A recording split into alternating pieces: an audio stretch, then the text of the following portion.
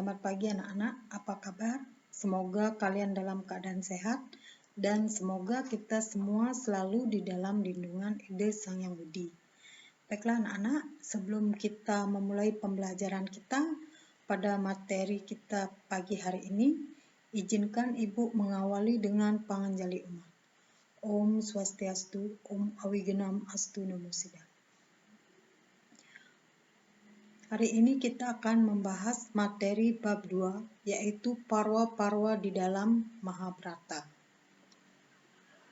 Adapun kompetensi dasar kita yang pertama, memahami isi dari parwa-parwa di dalam kitab Mahabharata. Yang kedua, menceritakan kelahiran Bhisma dalam cerita Mahabharata.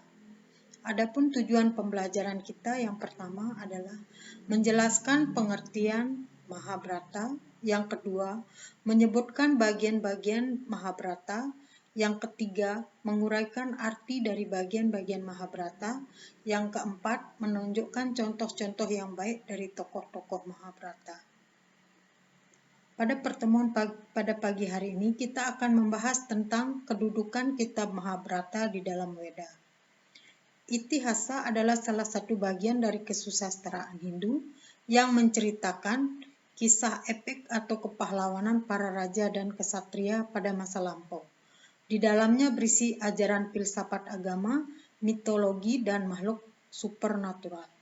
Itihasa berarti kejadian yang nyata.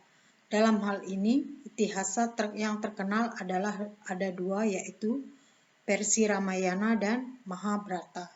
Kitab Itihasa ini disusun oleh para maharsi dan pujangga India pada masa lampau. Misalnya Resi Walmiki menyusun kitab Ramayana dan Resi Vyasa menyusun kitab Mahabharata. Cerita dalam kitab Itihasa tersebar di seluruh daratan India sampai ke wilayah Asia Tenggara. Dan pada zaman kerajaan di Indonesia, kedua kitab Itihasa ini diterjemahkan ke dalam bahasa Jawa kuno dan diadaptasi sesuai dengan kebudayaan lokal. Sehingga cerita dalam kitab Itihasa ini diangkat menjadi pertunjukan wayang dan digubah menjadi kekawin.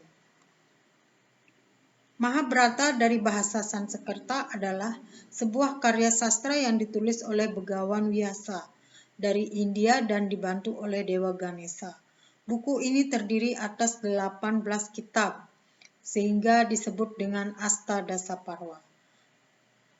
Namun demikian sesungguhnya Mahabharata ini merupakan kumpulan dari banyak cerita yang semula terpancar dan yang dikumpulkan semenjak abad keempat sebelum Masehi. Dan di Indonesia salinan berbagai bagian dari epos besar Mahabharata ini banyak ragamnya seperti Adiparwa, Wirataparwa, Bhismaparwa, dan Arjuna Wiwaha. Selanjutnya kita akan membahas parwa-parwa di dalam kitab Mahabharata. Beberapa parwa lain yang diketahui telah diterjemahkan dalam bentuk prosa atau bahasa Kawi atau disebut Jawa kuno semenjak akhir abad ke-10 Masehi dan kemudian pada masa pemerintahan Raja Dharmawangsa Teguh, yaitu sekitar 991 sampai 1616 Masehi. Karena sifatnya, bentuk prosa ini dikenal juga sebagai sastra parwa. Dalam masa-masa kemudian, yang lebih populer adalah pengubahan cerita itu dalam bentuk kekawin, yakni puisi lawas dengan metrum India dengan berbahasa Jawa kuno. Salah satu yang terkenal adalah kekawin Arjuna Wiwaha, yaitu menceritakan tentang perkawinan Arjuna yang digubah oleh Empu Kanwa. Karya ini diperkirakan ditulis sekitar tahun 1028 sampai 1035 Masehi. Karya sastra lain yang juga terkenal adalah Kekawin Bharatayuda yang digubah oleh Empu Sedah dan diselesaikan oleh Empu Panuluh. Di dalam perkembangannya, Mahabharata merupakan epos besar selain Ramayana yang di dalamnya terdapat berbagai nilai-nilai pendidikan yang sejalan dengan perkembangan zaman yang terjadi. Sehingga kedudukan Mahabharata sebagai kitab Itihasa merupakan turunan dari Smriti sebagai sumber Weda yang kedua selain Weda Sruti. Secara singkat, Mahabharata menceritakan kisah konflik para Pandawa 5 dengan saudara sepupu mereka yang 100 Korawa mengenai sengketa hak pemerintahan tanah di negara Astina. Dan puncaknya adalah yaitu perang Bharatayuddha yang terjadi di medan Kurukshetra dan pertempuran berlangsung selama 18 hari. Sehingga kitab Mahabharata ini berisi lebih dari 100.000 sloka. Dan Mahabharata berarti cerita keluarga besar Bharata. Dan kitab Mahabharata ini memiliki 18 bagian yang disebut dengan Astadasa Parwa.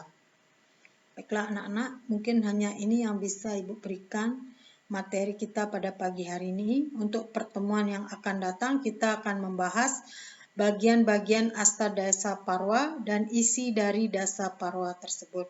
Baiklah anak-anak, silahkan kalian catat materi yang Ibu sampaikan ini dan Ibu akan memberikan tugas kepada kalian dan tugas Ibu akan kirim melalui Google Classroom.